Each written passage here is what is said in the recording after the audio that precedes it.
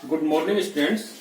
आज अपन लेंगे transistor analysis bye hybrid parameter. Transistor analysis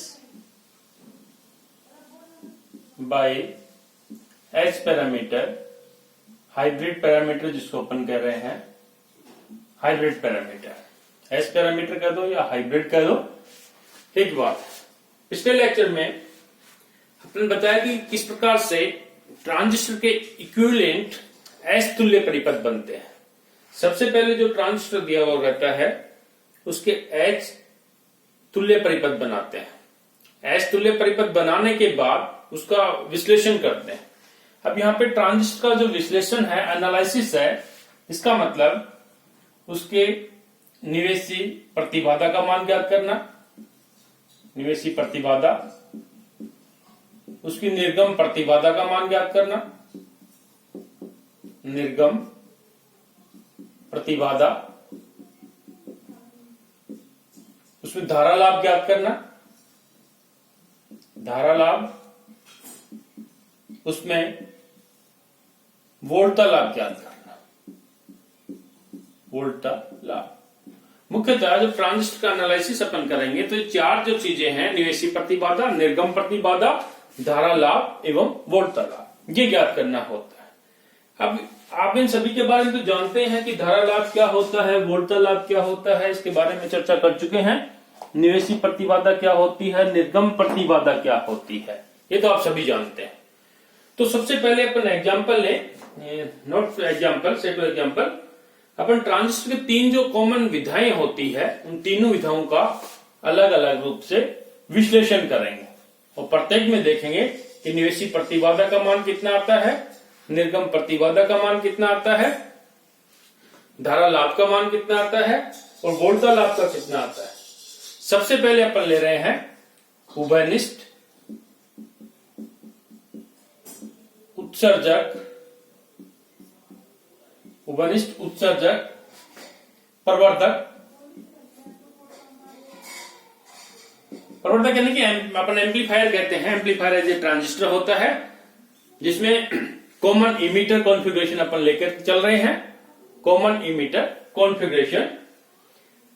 तो सबसे पहले आपको डायग्राम बनाना होगा। कॉमन इमीटर कॉन्फ़िगरेशन में अपन ये जो बना रहे हैं डायग्राम, यहां पे देखिएगा, माना कि ट्रांजिस्टर है जिसका उत्सर्जक सिरा कॉमन है। यहाँ पे अब डायग्राम तो आपको बनाना आ गया होगा। सर्किट अपन कहें किस प्रकार से ट्रांजिस्टर को अपन जोड़ते हैं, ये आपको मालूम है, ई सिरा, ये आपके पास डी सिरा और ये आपके पास है सी सिरा। अब जब इनको अपन जोड़ रहे हैं तो यहां पे आप देखोगे थोड़ा सा डिफरेंट इसमें आएगा। मैं बना देता हूं पहले डायग्राम को। ये मैं आर कह रहा हूं, ये प्लस, ये माइनस, बैटरी को जोड़ा, ये मैं प्लस कह रहा हूं, ये माइनस कह रहा हूं। यहां पर भी अपन थोड़ा सा इसमें पहले की अपेक्षा आपको समझाऊंगा अभी कि किस प्रकार से इसको अपन जोड़ रहे हैं। Plus minus, this. यहां पे इनपुट सिरा अपन लेके चल रहे हैं जिसका वोल्टेज अपन कहें कि VI कह देते हैं या V1 कहते हैं, इनपुट। और आगे जो अपन मेजर कर रहे हैं सी लगा करके, ये अपने पास क्या है, VC, वोल्टेज मेजर कर रहे हैं। VO भी कह सकते हैं इसको, आउटपुट वोल्टेज है, मेजर करने का है कि इसके सिरों पे अपन वोल्ट का मेजर कर रहे हैं V0।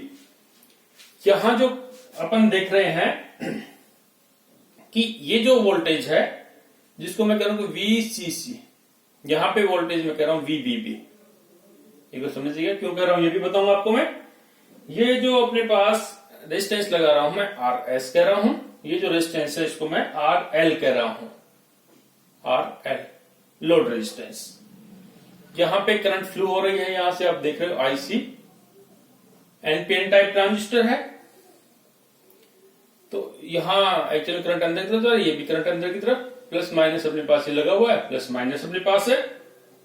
यहां पे I का मतलब इनपुट, O का मतलब आउटपुट। ये करंट IC, ये करंट IB और यहां पे जो करंट निकल के अपने पास है IE।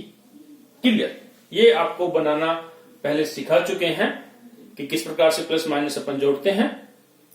अब यहां पे जो VBB, VCC ये अपने पास जो आप कैपेसिटर देख रहे हैं ये सभी एक बाइसिंग के साथ है। बाइसिंग जो अपन कहें, पहले मैंने इसकी चर्चा की थी, बाइसिंकरण ऑफ द ट्रांजिस्टर, इसमें जो बैटरी अपन लेते हैं VBB, VCC और जो भी रेजिस्टेंस इसमें लगे रहते हैं, एक्स्ट्रा कैपेसिटर लगा रहता है, वो सिंपल बाइसिंग के लिए अपन काम में लेते हैं ट्रांजिस्टर को ऑन कंडीशन में लाने के। फिर इसमें जो संकेत अपन लगाते हैं, इनपुट संकेत लगाया जिससे अपने को निर्गत में V0 मिला, ये इसका AC एनालिसिस होता है, ये आपको पहले बता चुके हैं। अब हाइब्रिड पैरामीटर के द्वारा इसका एनालिसिस करना है, तो इसके इक्विवेलेंट सर्किट अपन मानेंगे कि इसके इक्विवेलेंट सर्किट क्या होगा। ये जो सिरा अंडरस्टूड है कि एक्चुअल में क्या होता है, ग्राउंडेड होता है, ग्राउंडेड का सिंबल इस प्रकार से रहता है। अब इसका H इक्विवेलेंट सर्किट अपन बनाए, H इक्विवेलेंट सर्किट में यहां बना देता हूं। अब H इक्विवेलेंट सर्किट तो पहले आपको सिखा चुके हैं किस प्रकार से बनता है, ये देखिएगा। ये अपने पास है HIE, यहां पे अपने पास दिस, फिर यहां दिस HIE लगा रहता है, दिस। अभी आगे बना देता हूं, फिर मैं आपको बताऊंगा। ये H पैरामीटर जो कल अपन ने चर्चा की थी कि H इक्विवेलेंट सर्किट जो अपन बनाते हैं, ये सिंपल अपने पास होता है HIE, ये अपने पास रहेगा HRE, V0 नहीं आउटपुट। ये अपने पास करंट सोर्स है, ये अपने पास वोल्टेज स्रोत है। करंट जो स्रोत है इसको अपन रिप्रेजेंट कर रहे हैं HFE, और जो इनपुट करंट है वो अपने पास है IB। आगे अपने पास ये HOE, फिर आगे इसमें लोड रेजिस्टेंस हो रहा है तो RL अपन जोड़ देंगे। यहां पर ने RL भी जोड़ दिया, RL इसमें जुड़ा हुआ है, लोड रेजिस्टेंस। और लास्ट में तो अपने पास क्या है, आउटपुट वोल्टेज ले रहे हैं, VO लेके चल रहे हैं। इसी प्रकार से इस साइड में भी अपन देखेंगे कि RS जो जुड़ा रहता है उसको RS को भी अपन जोड़ सकते हैं। ये अपने पास जुड़ा हुआ है, ये एक बार इसको हटा देते हैं, जोड़ना चाहिए तो अपन जोड़ सकते हैं। RS इसके समांतर क्रम में, VBB और VCC इसको अपन हटा रहे हैं एनालिसिस में। जो लोड रेजिस्टेंस अपने पास ये S जो है सिग्नल रेजिस्टेंस, RL जो है अपने पास लोड रेजिस्टेंस।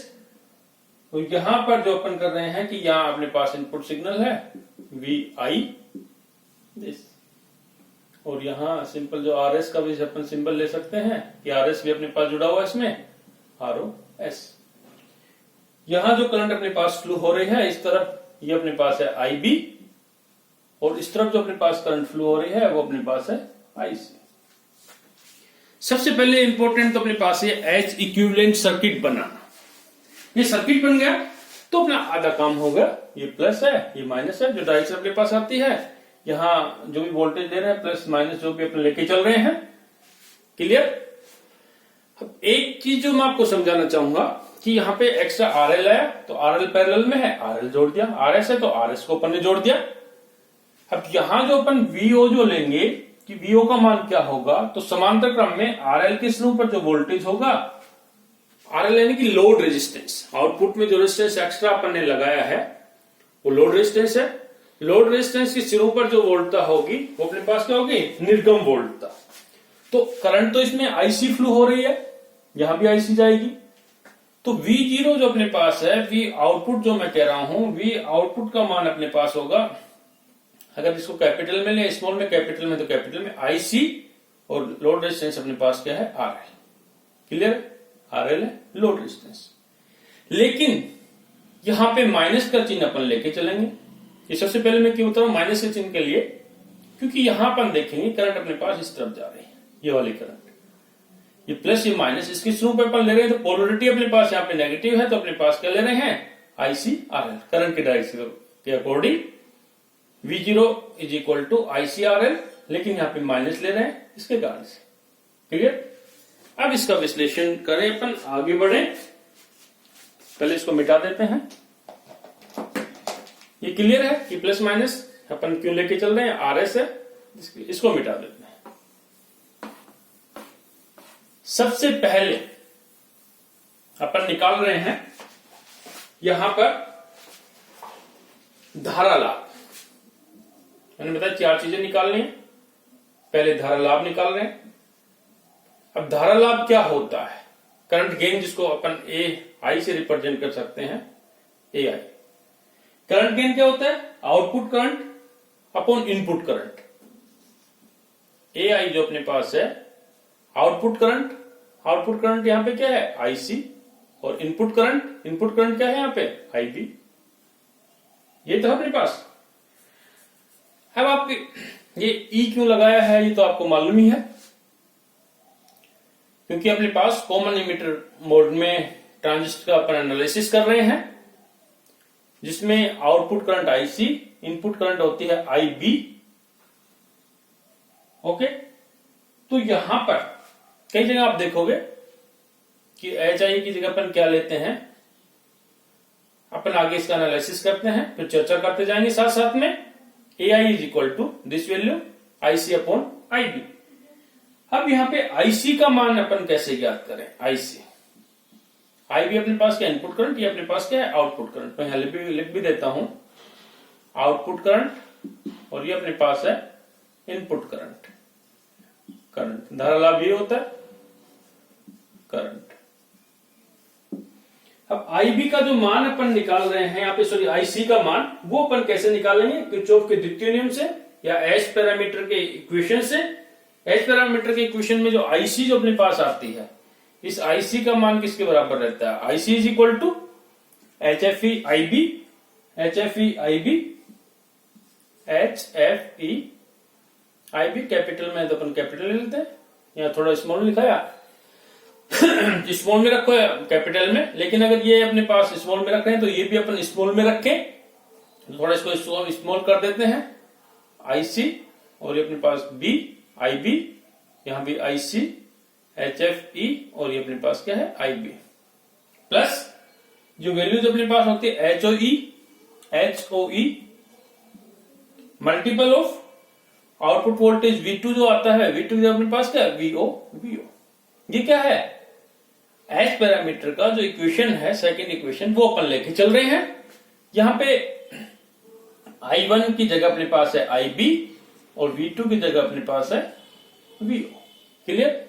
इसी प्रकार से I2 की जगह यहां पे अपन लेंगे IC, और V1 की जगह अपन ले रहे हैं V इनपुट। Okay, clear? तो इसमें कंफ्यूज नहीं होंगे, ये अपन इस प्रकार से लगा रहे हैं। अपने को IC अपन IB का मान चाहिए, तो यहां पे जो वैल्यू अपन रखें किसकी? IC की, वो अपन क्या रखेंगे? वो देखेगा V0, क्योंकि V0 इज इक्वल टू, जो अभी निकाला, V0 is equal to minus RL multiple of IC। ये था अपने पास जो पहले निकाला माइनस पोलरिटी के कारण से, तो इसका मान अपन इसमें पुट करें तो IC is equal to H F E I B, minus symbol आएगा, minus H O E as it is, H O E R L I C. अपन क्योंकि आईसी का मान निकालना चाह रहे हैं, IC is equal to common लिया 1 plus H O E R L is equal to H F E I B, क्योंकि ये टर्म यहां पे गई प्लस आई, तो आईसी का मान अपने पास क्या? IC is equal to H F E I B upon 1 plus H O E R L. ये मान अपने पास आ गया, इससे अपने पास ये है। इसका मान इसमें रखेंगे उपयुक्त समीकरण में, यही तो रखना अपने को। तो इस समीकरण में अपन रखेंगे तो क्या प्राप्त होता है वो देखेगा, बिल्कुल इजी है, सिंपल किरचॉफ के नियम आने चाहिए और एस पैरामीटर के जो इक्वेशंस हैं वो आपको क्लियर होने चाहिए। तो ए आई ई जो अपने पास धारा लाभ है वो अपने पास आईसी का मान रखेंगे, आईसी का मान रखा तो H F E I B upon 1 plus H O E R L, IB से मल्टी क्लियर अपने पास, आईसी का मान रखा अपॉन नीचे जो अपने पास है आईबी, आईबी रखेंगे, आईबी से आईबी कट गया, H F E upon 1 plus H O E R L, ये अपने पास आया धारा लाभ, H F E 1 plus H O E R L.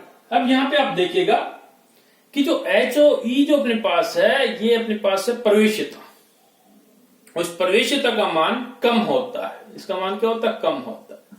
तो उसको अपन इग्नोर कर सकते हैं। इग्नोर करेंगे तो AI का जो मान है अपने पास वो अप्रोक्सीमेट इक्वल टू HFE के बराबर होगा।